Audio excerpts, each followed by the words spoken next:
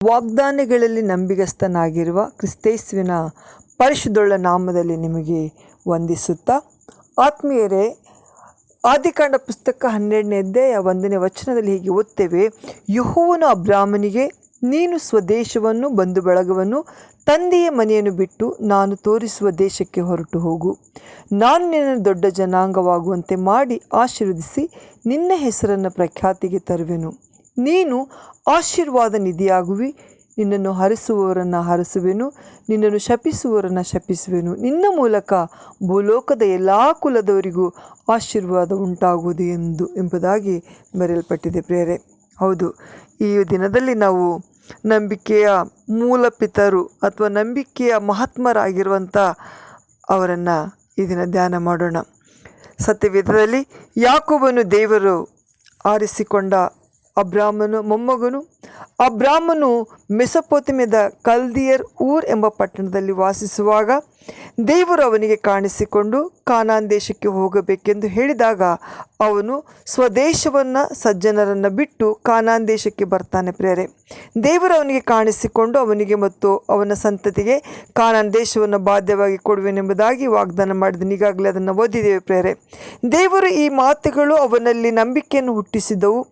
ಆದಿಕಾಂಡ 15 ಮತ್ತು 6ರಲ್ಲಿ ಕೂಡ ನಾವು ಓದುವುದೇನೆಂದರೆ, ಅಬ್ರಾಮನು ಯೆಹೋವನನ್ನು ನಂಬಿದ್ದನು, ಯೆಹೋವ ದೇವರು ಅವನ ನಂಬಿಕೆಯನ್ನು ಅವನ ಲೆಕ್ಕಕ್ಕೆ ನೀತಿಯನ್ನು ಎಣಿಸಿದನು ಎಂಬುದಾಗಿ. ಹೌದು ಪ್ರಿಯರೇ, ಸ್ವಲ್ಪ ಸಮಯದ ನಂತರ ದೇವರು ಅವನ ನಂಬಿಕೆಯನ್ನು ವಿಶೇಷವಾದ ರೀತಿಯಲ್ಲಿ ಪರೀಕ್ಷಿಸ್ತಾನೆ ಮತ್ತು ಅವನು ಆ ಪರೀಕ್ಷೆಯಲ್ಲಿ ಉತ್ತಮವಾದ ರೀತಿಯಲ್ಲಿ ಆತನು ಉತ್ತೀರ್ಣನಾಗುತ್ತಾನೆ ಪ್ರಿಯರೇ. ಆದಿಕಾಂಡ 22ನೇ ಅಧ್ಯಾಯದಲ್ಲಿ ಇದನ್ನು ಓದ್ಬೋದು.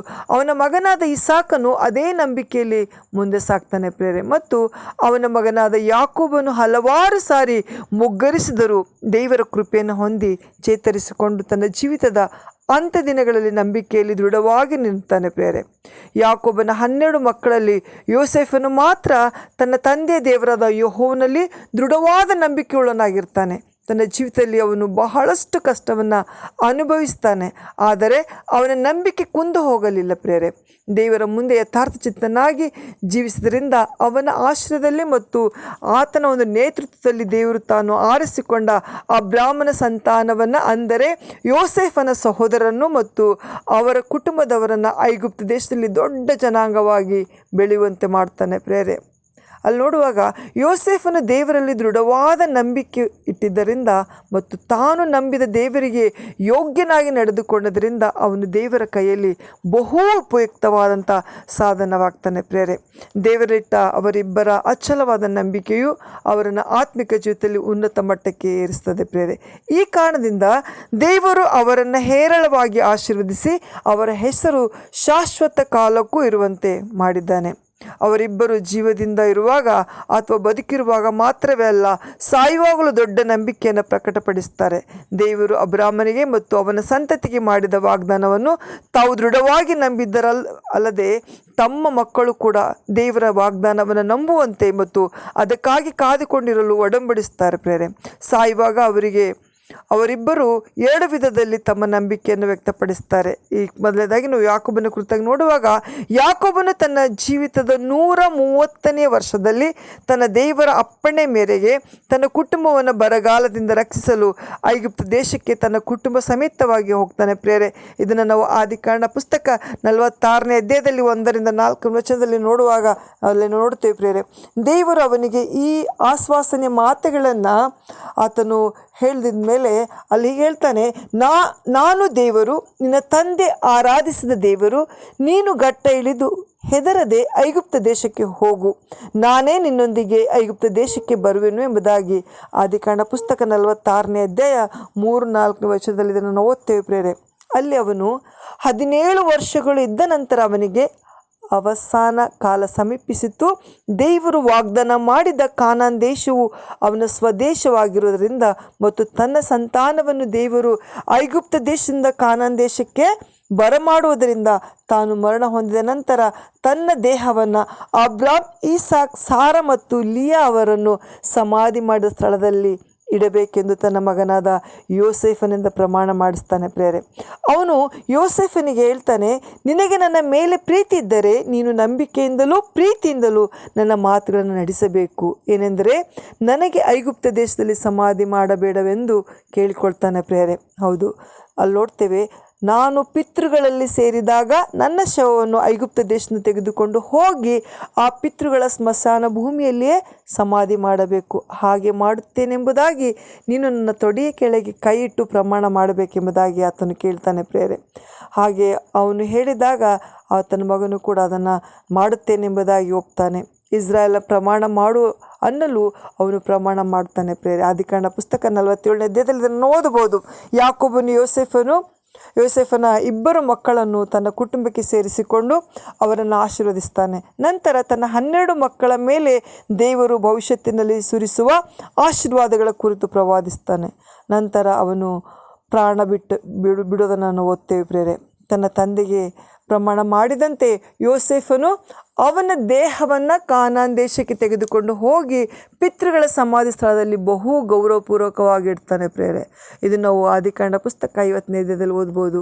ಯಾಕೋಬನು ದೈಹಿಕವಾಗಿ ಮರಣ ಹೊಂದಿದ್ದರೂ ಅವನ ನಂಬಿಕೆಯು ಜೀವಿಸುವಂಥದ್ದಾಗಿತ್ತು ಪ್ರೇರೆ. ಯಾಕೆಂದರೆ ಜೀವಿಸುವ ದೇವರು ಅವನ ನಂಬಿಕೆಯ ಆಧಾರನಾಗಿದ್ದನು. ಆತ್ಮೀಯ ಸಹೋದರ ಸಹೋದರಿಯರೇ, ಯೋಸೇಫನ ಕುರಿತಾಗಿ ಕೂಡ ನಾವು ಓದುವಾಗ ದೇವರ ವಾಕ್ಯವು ತಿಳಿಸುವ ಪ್ರಕಾರ ಯೋಸೇಫನು 110 ವರ್ಷ ಬದುಕಿರ್ತಾನೆ. ಅವನ ಅವಸಾನ ಕಾಲವು ಕೂಡ ಹತ್ತಿರ ಬಂದಿದ್ದಾಗ ಅದೇ ಆದಿಕಾಂಡ ಪುಸ್ತಕ 50ನೇ ಅಧ್ಯಾಯದಲ್ಲಿ ಇದನ್ನು ಓದ್ತೇವೆ. ಆದರೆ ಅವನು ಸಾಯುವ ಮುಂಚೆ ತನ್ನ ಅಣ್ಣ ತಮ್ಮಂದಿರಿಗೆ ಮತ್ತು ಅವನ ಹಾಗೂ ತನ್ನ ಕುಟುಂಬದವರಿಗೆ ಹೇಳ್ತಾನೆ, ನನಗೆ ಅವಸಾನ ಕಾಲ ಸಮೀಪಿಸಿತ್ತು, ಆದರೆ ದೇವರು ನಿಶ್ಚಯವಾಗಿ ನಿಮಗೆ ಪರಾಂಬರಿಸಿ ಈ ದೇಶದಿಂದ ತಾನು ಅಬ್ರಾಮ್, ಈಸಾಕ್, ಯಾಕೋಬರಿಗೆ ಕೊಡುತ್ತೇನೆಂಬುದಾಗಿ ಪ್ರಮಾಣ ಮಾಡಿ ಹೇಳಿದ ದೇಶಕ್ಕೆ ನೀವು ಹೋಗಿ ಸೇರುವಂತೆ ಮಾಡುವನೆಂದು ನೀವು ತಿಳಿದುಕೊಳ್ಳಿರಿ ಎಂಬುದಾಗಿ ಹೇಳ್ತಾನೆ ಪ್ರಿಯರೇ. ಇದಲ್ಲದೆ ಯೋಸೇಫನು ಇಸ್ರಾಯೇಲ್ನ ಮಕ್ಕಳಿಗೆ ದೇವರು ನಿಸ್ಸಂದೇಹವಾಗಿ ನಿಮ್ಮನ್ನು ಪರಾಂಬರಿಸುವನು, ಆಗ ನೀವು ನನ್ನ ಶವವನ್ನು ನಿಮ್ಮ ಸಂಗಡ ಹೊತ್ತುಕೊಂಡು ಹೋಗಬೇಕೆಂದು ಹೇಳಿ ಹಾಗೆ ಮಾಡುತ್ತೆ ಎಂಬುದಾಗಿ ಅವರಿಂದ ಪ್ರಮಾಣ ಮಾಡಿಸ್ತಾನೆ ಪ್ರಿಯರೇ. ಯೋಸೇಫನು 110 ವರ್ಷದವನಾಗಿ ಸತ್ತನು. ಅವನ ಶವಕ್ಕೆ ಸುಗಂಧ ದ್ರವ್ಯಗಳನ್ನು ತುಂಬಿ ಐಗುಪ್ತ ದೇಶದೊಳಗೆ ಅದನ್ನು ಪೆಟ್ಟಿಗೆಯಲ್ಲಿ ಇರಿಸಿ ತಗೊಂಡು ಬರ್ತಾರೆ ಪ್ರೇರೆ. 24ನೇ ವಚನದಲ್ಲಿ ಯೋಸೇಫನು ತನ್ನ ಜನರಿಗೆ ದೇವರ ವಾಗ್ದಾನವನ್ನು ಅವರ ನೆನಪಿಗೆ ತಂದು ಅದನ್ನು ಆತನು ನೆರವೇರಿಸುವ ತನಕ ಕಾದುಕೊಂಡಿರಬೇಕೆಂದು ಹೇಳ್ತಾನೆ ಪ್ರೇರೆ. ದೇವರು ತನ್ನ ಮಾತನ್ನು ನೆರವೇರಿಸುವನು ಎಂಬುದನ್ನು ಒತ್ತಿ ಹೇಳುವುದನ್ನು ಅದನ್ನು ದೃಢಪಡಿಸ್ತಾನೆ ಪ್ರೇರೆ. ತನ್ನ ಶವವನ್ನು ಐಗುಪ್ತ ದೇಶದಲ್ಲೇ ಪೆಟ್ಟಿಗೆಯೊಳಗಿಟ್ಟು ದೇವರು ಅವರನ್ನು ಅಲ್ಲಿಂದ ಬಿಡಿಸಿ ಕಾನಾನ್ ದೇಶಕ್ಕೆ ಕರೆದುಕೊಂಡು ಹೋಗುವಾಗ ಅವನ ಶವದ ಪೆಟ್ಟಿಗೆಯನ್ನು ಹೊತ್ತುಕೊಂಡು ಹೋಗಿ ವಾಗ್ದಾನ ದೇಶದಲ್ಲಿ ಹೂಣಿಡಬೇಕೆಂಬುದಾಗಿ ಹೇಳ್ತಾನೆ ಪ್ರೇರೆ. ಹೀಗೆ ಪೆಟ್ಟಿಯೊಳಗಿಂದ ಯೋಸೇಫನ ಶವವು ಇಸ್ರಾಯೇಲ್ ಜನರಿಗೆ ದೇವರ ವಾಗ್ದಾನವನ್ನು ನೆನಪಿಗೆ ತರುವಂಥದ್ದಾಗಿತ್ತು ಮತ್ತು ಆ ದಿನವನ್ನು ನಿರೀಕ್ಷಿಸುತ್ತಾ ಅದಕ್ಕಾಗಿ ಕಾದುಕೊಂಡಿರಲು ಒಡಂಬಡಿಸುವಂಥದ್ದಾಗಿತ್ತು ಪ್ರೇರೆ. ಇಸ್ರಾಯೇಲ್ ಜನರು ಸುಮಾರು 400 ವರ್ಷ ಐಗುಪ್ತ ದೇಶದಲ್ಲಿ ಗುಲಾಮರಾಗಿದ್ದಾಗಲೂ ಕೂಡ ನಂತರ ಮೋಶೆಯ ನಾಯಕತ್ವದಲ್ಲಿ ದೇವರು ತನ್ನ ಜನರಿಗೆ ಬಿಡುಗಡೆ ಮಾಡಿದ್ದನ್ನು ಅವರು ಅಲ್ಲಿಂದ ಹೋಗುವಾಗ ಯೋಸೇಫನ ಶವದ ಪೆಟ್ಟಿಗೆಯನ್ನು ತಮ್ಮ ಸಂಗಡ ತೆಗೆದುಕೊಂಡು ಹೋಗ್ತಾರೆ. ದಾಸತ್ವದಲ್ಲಿದ್ದ ವರ್ಷಗಳು ಉದ್ದಕ್ಕೂ ಯೋಸೇಫನ ಶವದ ಪೆಟ್ಟಿಗೆಯು ಇಸ್ರಾಯೇಲ್ ಜನರಿಗೆ ದೇವರು ಮಾಡಿದ ವಾಗ್ದಾನಗಳನ್ನು ಅವರ ನೆನಪಿಗೆ ತಂದು ಅವರ ನಂಬಿಕೆಯನ್ನು ಬಲಗೊಳಿಸ್ತದೆ ಪ್ರೇರೆ. 40 ವರ್ಷಗಳ ಅಡವಿಯ ಪ್ರಯಾಣದ ನಂತರ 10 ರಿಂದ 15 ವರ್ಷಗಳವರೆಗೆ ಕಾನಾನ್ ದೇಶವನ್ನು ಸ್ವಾಧೀನಪಡಿಸಿಕೊಂಡು ಎಲ್ಲ ಕುಲದವರಿಗೂ ಅದನ್ನು ಹಂಚಿದ್ದರು. ನಂತರ ಯೋಸೇಫನ ಎಲುಬುಗಳನ್ನು ಸೇಕೆಮ್ ಊರಿನ ಹೊಲದಲ್ಲಿ ಹೂಣಿಟ್ಟರು ಎಂಬುದಾಗಿ. ಹೀಗೆ ಯೋಸೇಫನು ಮರಣ ಹೊಂದಿದ್ದರೂ ಅವನ ಶವ ಇದ್ದ ಪೆಟ್ಟಿಗೆಯು ಇಸ್ರಾಯೇಲ್ ಜನರ ನಂಬಿಕೆಯನ್ನು ಬಲಗೊಳಿಸುವಂಥದ್ದಾಗಿತ್ತು ಪ್ರೇರೆ. ಹೀಗೆ ಅವರು ತಮ್ಮ ದೇವರಲ್ಲಿ ಇಟ್ಟಿರುವ ನಂಬಿಕೆಯನ್ನು ದೃಢಪಡಿಸಿಕೊಳ್ಳುತ್ತಾ ಬರ್ತಾರೆ. ನೀತಿವಂತನಾದ ಹೇಬೆಲನ ಕುರಿತು ದೇವರ ವಾಕ್ಯದಲ್ಲಿ ಹೀಗೆ ತಿಳಿಸ್ತದೆ, ನಂಬಿಕೆಯಿಂದಲೇ ಹೇಬೆಲನು ಕಾಯಿನನ ಯಜ್ಞಕ್ಕಿಂತ ಶ್ರೇಷ್ಠವಾದ ಯಜ್ಞವನ್ನು ದೇವರಿಗೆ ಸಮರ್ಪಿಸಿದನೆಂಬುದಾಗಿ. ಅದರ ಮೂಲಕ ತಾನು ನೀತಿವಂತನೆಂದು ಸಾಕ್ಷಿ ಹೊಂದಿದನು. ದೇವರು ಅವನ ಕಾಣಿಕೆಯನ್ನು ಅಂಗೀಕಾರ ಮಾಡಿದ್ದೇ ಆ ಸಾಕ್ಷಿಯಾಗಿತ್ತು ಪ್ರೇರೆ. ಅವನು ಸತ್ತಿದ್ದರೂ ಅವರ ನಂಬಿಕೆಯ ಮೂಲಕ ಇನ್ನೂ ಮಾತಾಡುತ್ತದೆ. ಇಬ್ರಿಯ 11ನೇ ಅಧ್ಯಾಯದಲ್ಲಿ ಇದನ್ನು ನಂಬಿಕೆಯ ಮಹನೀಯರ ಕುರಿತಾಗಿ ನಾವು ಓದ್ತೇವೆ ಪ್ರೇರೆ. ಹಾಗೆ ಯಾಕೋಬ, ಯೋಸೇಫ ಸಮಾಧಿ ಮತ್ತು ಶವದ ಪೆಟ್ಟಿಗೆ ಅವರ ನಂಬಿಕೆಗೆ ಸಾಕ್ಷಿಯಾಗಿದೆ ಪ್ರೇರೆ. ವಿಶ್ವಾಸಿಗಳೆಂದು ಹೇಳಿಕೊಳ್ಳುವ ನಮ್ಮ ನಂಬಿಕೆ ಹೇಗಿದೆ? ಈ ದಿನ ನಮ್ಮನ್ನು ನಾವು ಪರೀಕ್ಷೆ ಮಾಡಿಕೊಳ್ಳೋಣ. ಅದು ಕ್ರಿಯೆಗಳಲ್ಲಿ ಕಂಡು ಬರ್ತಿದೆಯೋ ಅಥವಾ ಕ್ರಿಯೆಗಳದ ನಂಬಿಕೆ ಸತ್ತದೆಂಬುದಾಗಿ ಶ್ರೀ ಯಾಕೋಬನು ಹೇಳ್ತಾನೆ ಪ್ರೇರೆ. ಯಾಕೋಬನ ಪತ್ರಿಕೆಯಲ್ಲಿ ನಾವು ಓದ್ತೇವೆ, ದೇವರ ವಾಕ್ಯದ ಬೆಳಕಿನಲ್ಲಿ ನಮ್ಮ ಜೀವಿತವನ್ನು ಪರೀಕ್ಷಿಸಿಕೊಂಡು ಸರಿಪಡಿಸಿಕೊಳ್ಳೋಣ ಮತ್ತು ನಮ್ಮ ನಂಬಿಕೆಯನ್ನು ಹೆಚ್ಚಿಸುವಂತೆ ಕರ್ತನಲ್ಲಿ ಬೇಡಿಕೊಳ್ಳೋಣ. ಹಾಗೆ ಆಗುವಂತೆ ದೇವರು ನಮ್ಮೆಲ್ಲರನ್ನ ಆಶೀರ್ವದಿಸಲಿ. ಆಮೇನ್. Praise the lord.